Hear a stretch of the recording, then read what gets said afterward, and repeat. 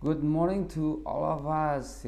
We come to a new chapter which is periodic functions and right triangle problems. So we have learned about linear functions, quadratic functions, power exponential, rational. So what is periodic functions? And you want to know about periodic functions because there are things in life, which is the real life uh, problems that related to the periodic functions. Things like the high tides and low tides. You also have the phases of moon, okay, and your heartbeat is also one of the example of the periodic functions. Like right now, your heartbeat will be something like this, okay. Yeah, your heartbeat will go to a certain value at a certain time. Your heartbeat will not become something like this, and it goes like this, and then suddenly increase, and then go back again to normal, and then increase again. No, okay. I hope not. If that things happen, then probably you should check yourself to the doctor. Okay. So I'll give you the definitions of the periodic functions. So periodic function is defined as a function that repeats its value at regular intervals. It will have the same value, okay, at a certain time or a certain degree. I'll show you two examples about this. So the first one is about a guy who stepped into the merry-go-round. The focus is not on the guy lack of picnic. That's why he went to the playground set. No, we want to know the distance of the guy from the camera when he's circling around the merry-go-round. Okay, so on the right side you'll have the coordinate system. The vertical axis defines the distance from the camera. I know it's in a Spanish language, but that's what it means. Okay, and then you'll have also the horizontal axis that shows the temps, which is the time. Okay, yeah. So try to answer these questions. What the graph will look like. Yeah. So see.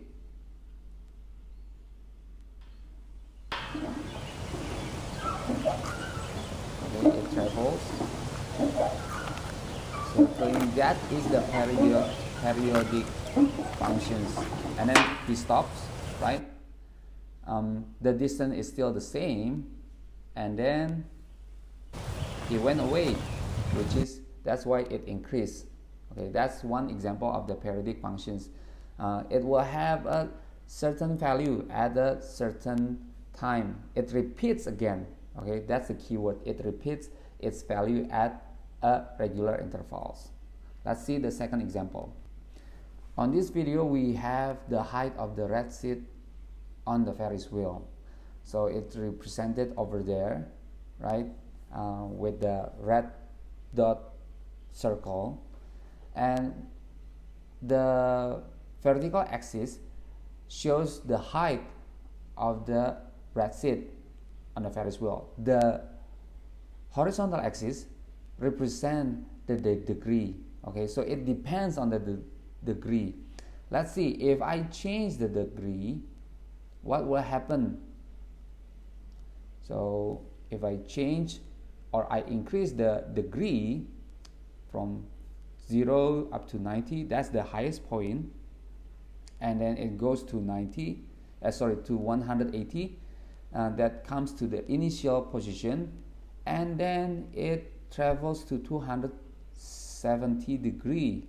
That's the lowest point, and then it goes back to 0 degree or 360 degree, and it keeps repeating again. Yeah, after a while you'll have the same value at the regular intervals. That is a periodic functions. So we are going to learn about some terminology of the periodic functions.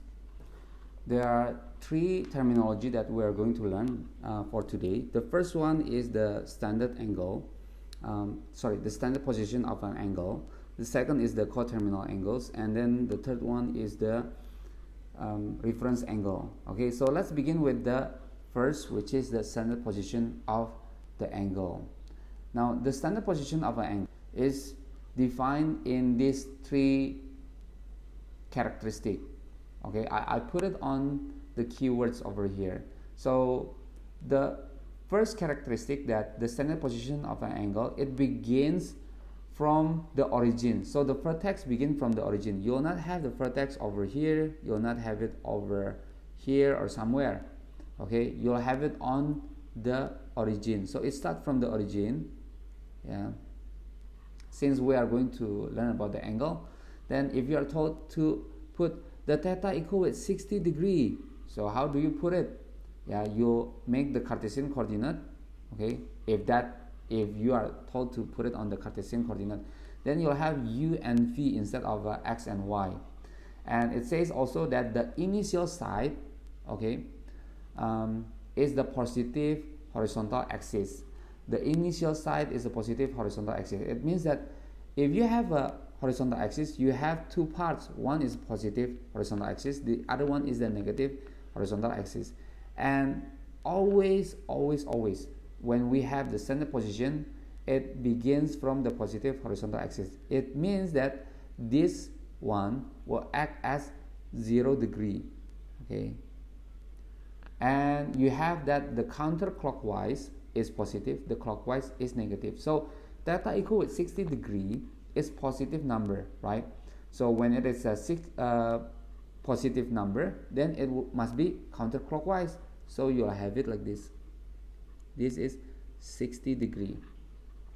I'll give you another example. Let's say alpha is negative 40 degree. Alpha equal with negative 40 degree will have something like this, since it goes negative. Okay, but remember, the initial side is the positive horizontal axis, and then it always begins from the vertex or origin. So if I have 130 degree, let's say beta equal with 130 degree, then I'll have it from here, 0 degree, reach 90 degree, and then goes to more 40 degree, then I'll have 130 degree. Yeah, this is beta. If I was told that I have gamma equal with 210 degrees, since it's positive, then it will goes counterclockwise 210 degree. So it goes like this, and then this will be gamma 210 degree. Yeah. Some reference that you might want to remember: this is 0 degree, 90 degree, 180 degree, and 270 degree over here.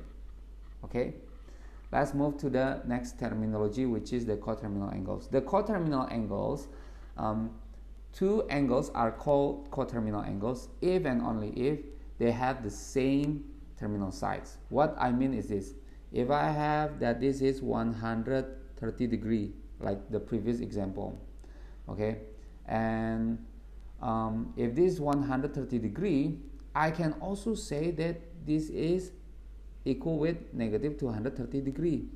So 130 degree is equal with negative 230 degree. Yeah, or let me change it. Okay, so it will not confuse you with, so someone will put 100 degree and say that, oh, just put 100 degree. No, okay, since you have that this is 100, let's say 120 degree, then you'll have that this is 240 degree. Now you think that that is multiplied by 2. No, okay, it's not multiplied by 2, but it is, since you have 240 added with 120 degree is 360 degree. I hope you know about this. Yeah. Okay, so it has the same coterminal sides. Or if I have, let's say I want to have 480 degree. Yeah, so if I have 480 degree, it means that I have 360 degree added with 120 degree. The 360 degree over here is one cycle of a circle. So I have one circle, okay, one cycle, and then add it again with the other 120 degree over here. Yeah, so that makes it 480 degrees. So I can put coterminal angles as phi equal with theta plus with 360 degree times with n. Yeah, let's give it a try. If I have 1540 degree, okay, as a phi, what is the standard position of an angle?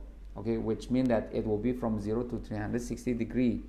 So I'll put it to the equations over here. Phi is 1540 degree, theta is what I'm going to find, and added with 360 degree times with n. The n is supposed to be integer, so it defines the number of cycles of the circle. Yeah, so this is one cycle. If I have like 720, then it will be 2 cycles. That's why n supposed to be on integer. It can be positive or negative integer. So I'll write it theta plus 360 degree times with n. How to define the n? So the n it defines by having the number phi, okay, divided by 360 degree. So in this case, if I have 1540, I divide it by 360, I'll get around 4 point something, okay, which I will care most on the integer. So 4 is enough for me. I can have 1540 equal with theta plus with 360 times with 4.